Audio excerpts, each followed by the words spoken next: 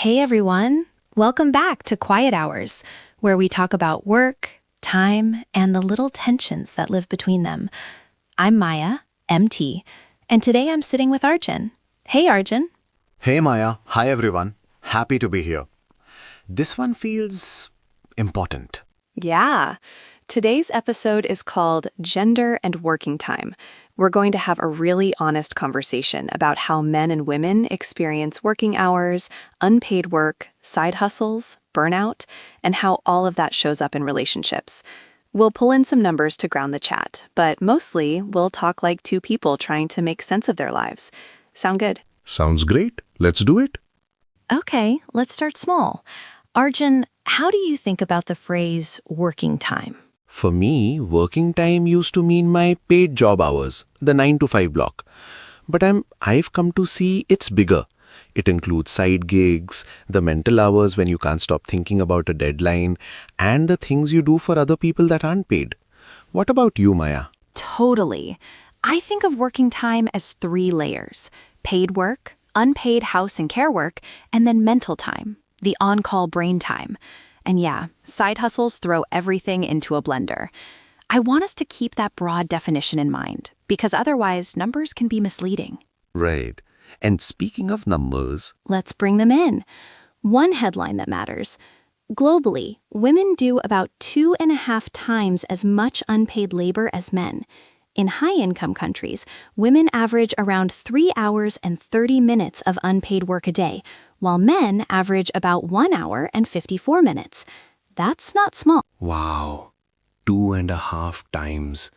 That means even if two people in a relationship have the same paid hours, the woman often comes home to a whole extra shift. Exactly. I call it the second shift. The laundry, cooking, emotional labor, scheduling family doctor visits, and those hours add up into a whole other job. And in the US specifically, women ages 25 to 54 had a record labor force participation in 2023, about 77.4% in the labor force and 75.1% employed. For men in that same age band, participation was 89.1% and employment 86.3%. So women are in the workforce in high numbers, but the way they're working is different. Yeah, which shows up in part-time work stats. In 2023, 22% of all U.S. workers were part-time.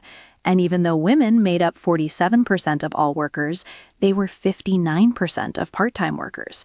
Among ages 25 to 54, women were 61% of part-time workers. And there's nuance. A lot of women say they work part-time for non-economic reasons: childcare, school, family.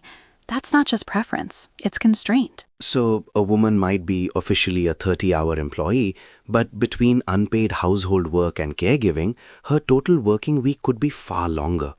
There's a perception gap. Her partner might see the 30 hours and think she has time, but not see the rest. I want to pause on telework for a second because it complicates things. In 2023, telework rates were higher for women. About 21.7% of women teleworked versus 18% of men. Among 25 to 54, 24.5% women versus 19.8% men. Women were also more likely to telework all their hours, 13.2% versus 9.7% for men. So telework sounds great, but it blurs boundaries. If you're at home, your partner may think you can load the dishwasher between meetings, while you're actually juggling a presentation and a kid and dinner. I get that. Right. It's a blessing and a curse. Flexibility exists, but it can become an invitation to invisibilize labor. And that invisibility is a real source of resentment. Maya, do you think men and women value work-life balance differently? Because I've seen surveys where women say balance matters more. Yes. A 2023 compilation showed non-parents. 74.9% of men thought work-life balance was realistic versus 69.4% of women. More importantly, 78% of women said work-life balance is more important than other career aspects, compared with 67% of men. So women tend to value balance more, but they also find it harder to achieve. Interesting. That aligns with burnout stats I remember reading. Global burnouts around 40%, with women showing 32% more burnout than men. Some surveys say 46% of women versus 37% of men report feeling burned out. That's a gap. Yeah. Gallup had related findings. Women are more likely to handle personal or family responsibilities at work several times a day, and they're more likely to handle job tasks outside work hours. Women doing both sets of responsibilities are 81% more likely to feel burned out. That double burden is real. That statistic, 81% more likely to feel burned out, it's powerful. It shows the interaction of paid and unpaid responsibilities isn't additive. It multiplies stress. Exactly. And that's the emotional core here. If a woman tries to protect her personal time, she can feel judged at work as less committed. If she asks for flexibility, there's the fear it will hurt promotion chances.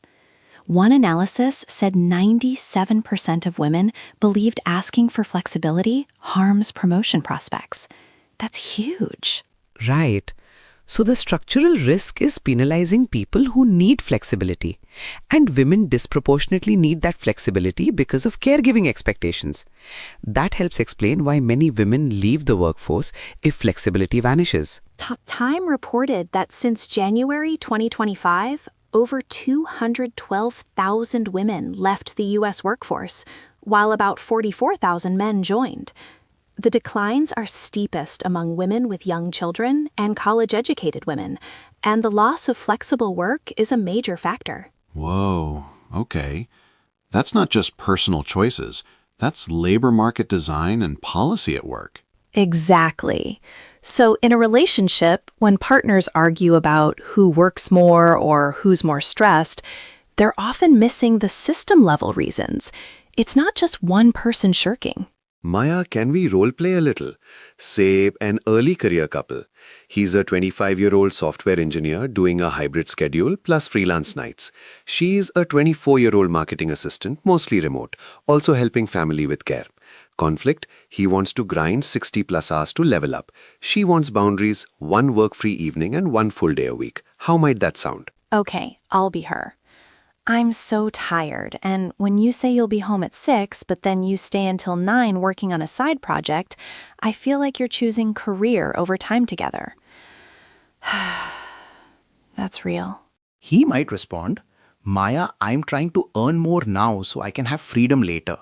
I want to be able to buy a place and travel. I feel like if I don't grind now, I'll regret it. See the tension? Yeah, it's a common script. I'm grinding for future security versus I'm living now and I don't want my 20s swallowed up. What makes it worse is that the grinding guy's work is often more visible. Late night commits, promotions, client calls. The woman's unpaid work is invisible. And remember that 47% of Gen Z reportedly make more income from side hustles than their main job in some surveys. That complicates what grinding even means. It's not just white-collar overtime. It's portfolio careers, irregular hours, and often, not much structure. I love that point. Gen Z often prefers flexibility. Some prefer working late at night, and a lot want asynchronous work and 4-day weeks. There's even a chunk who won't consider a job without nap rooms or pet policies, according to a survey. That sounds jokey when you read it, but it signals how younger people are reimagining humane workspaces. I saw that too. 1 in 6 Gen Z want nap rooms. About 1 in 3 want a 4-day week. It can read as trivial, but really it's about psychological safety and rest. Yes, framing matters. A nap room is a symbol. For many, it's not entitlement. It's an attempt to recalibrate a culture that normalizes 60-hour weeks as virtuous. So, what about micro-shifting? That 1-hour pattern idea where people slice their work into short bursts across the day? The Guardian called it micro-shifting. Right. People micro-shift to mixed tasks. Answer an email, pick up a kid, do a focused half hour, cook, come back. That fills a lot of Gen Z and millennial lives, especially parents and gig workers. But micro-shifting can mean you're never fully off. That becomes an issue for relationships. You're always on your phone, one partner says. But the phone may be union of paid work and family logistics. That leads to another tension. Who is allowed to microshift? If the woman microshifts while caring for the house, her work looks like multitasking and is undervalued. If the man microshifts for a side hustle that earns visible cash, it's praised. Exactly. There's an inequality of perception. And pay matters here too. Women often earn less per paid hour, and when unpaid work is included, their effective hourly value plummets further. One global snapshot said when unpaid work is counted, women aged 15 to 64 work on average 10 more hours per week than men, but receive only 28% of global income. Those are structural imbalances. That's infuriating. It's like doing more but getting less recognition and less pay. Then there's the practical consequence. Who scales back if they have kids? Data show women far more likely to go part-time for family. In one US stat, 54% of women working part-time for non-economic reasons cited childcare or family obligations versus 19% of men. Which, again, shows the default expectation. Women absorb the caregiving costs. That choice isn't free. It has long-term career and pension consequences. Maya, earlier you mentioned the emotional labor piece. Can you say more about that in relationships? Sure. Emotional labor is the planning, remembering, and social work, booking dentist appointments, checking in on parents, remembering friends' birthdays, smoothing arguments. Women disproportionately carry this too. So even if chores are divided fairly by some metrics, the emotional load often falls on women, and that creates ongoing mental time drains. Yeah, I've seen that in my own life. I used to think doing a weekly chore list was enough, but then my partner still handled most of the planning and reminders. It's a different kind of work. Right. It's invisible until it isn't, until someone snaps, which leads to common misreadings. He might think she's upset because he works late. She's actually upset because she's been carrying the worry of organizing things for weeks, and then his late hours feel like rejection. So, how do couples actually talk about this without spiraling? One key is explicitness, naming types of time and making them visible. Like, I have 35 hours of paid work, plus about 15 unpaid hours a week for chores and family stuff, plus nightly email checking that takes another. When you put numbers on it, it helps. Also, scheduling untouchable times.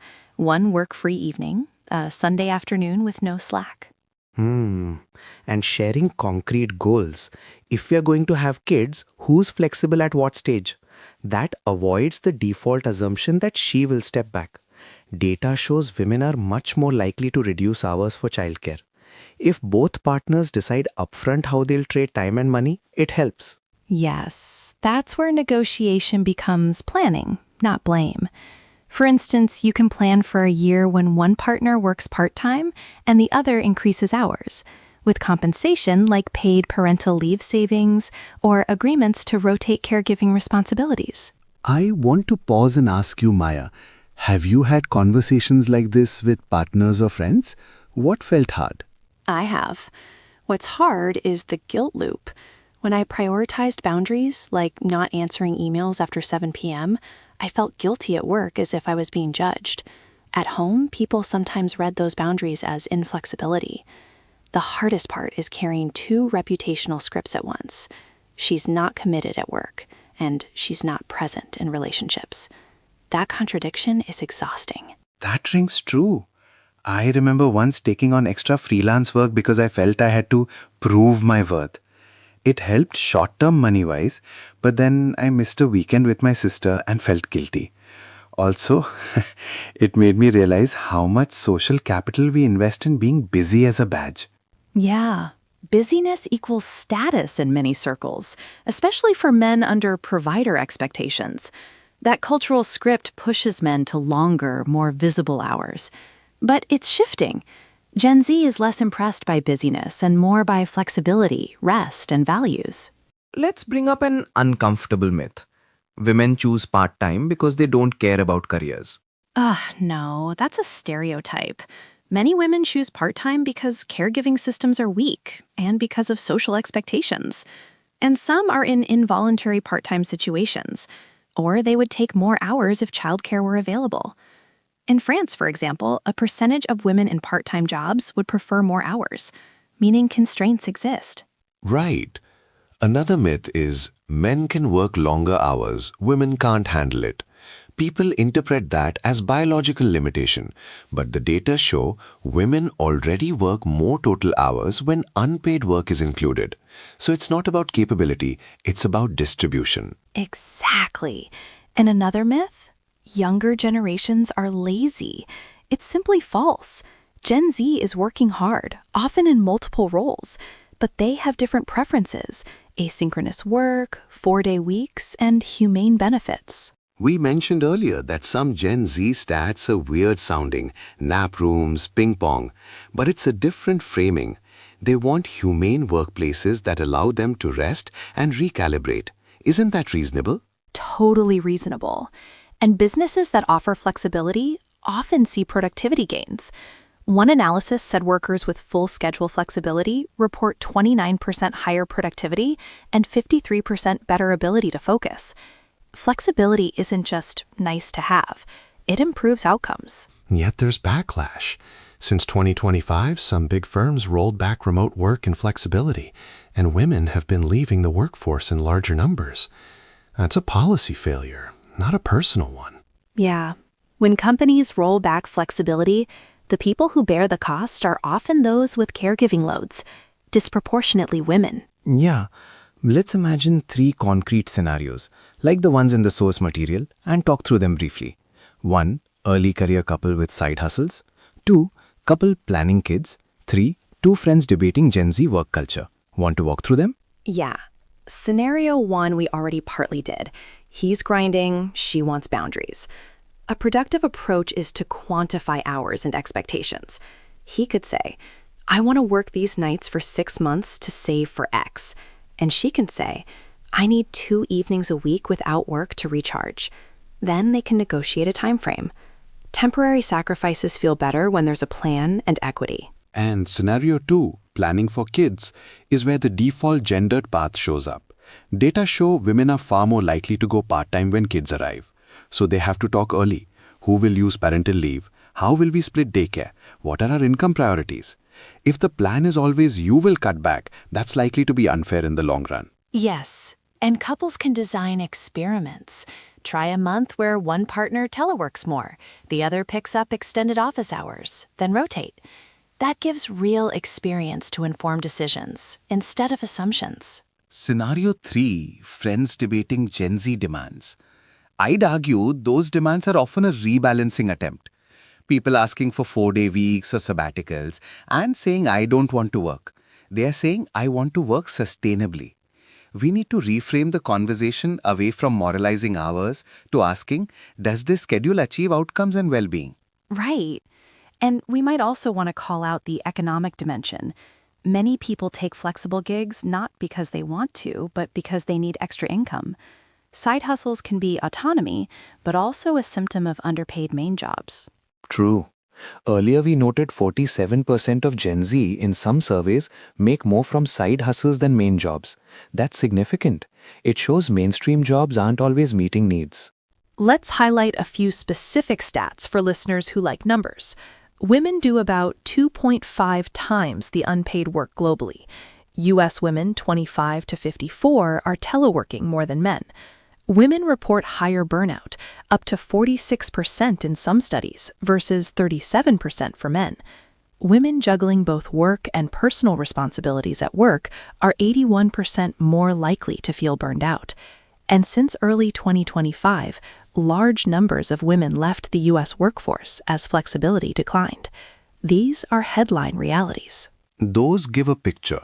The issue isn't that women are weaker or less ambitious. It's that structures, expectations, and invisible labor produce different outcomes. So what practical steps do we leave listeners with? I'd offer 5. 1.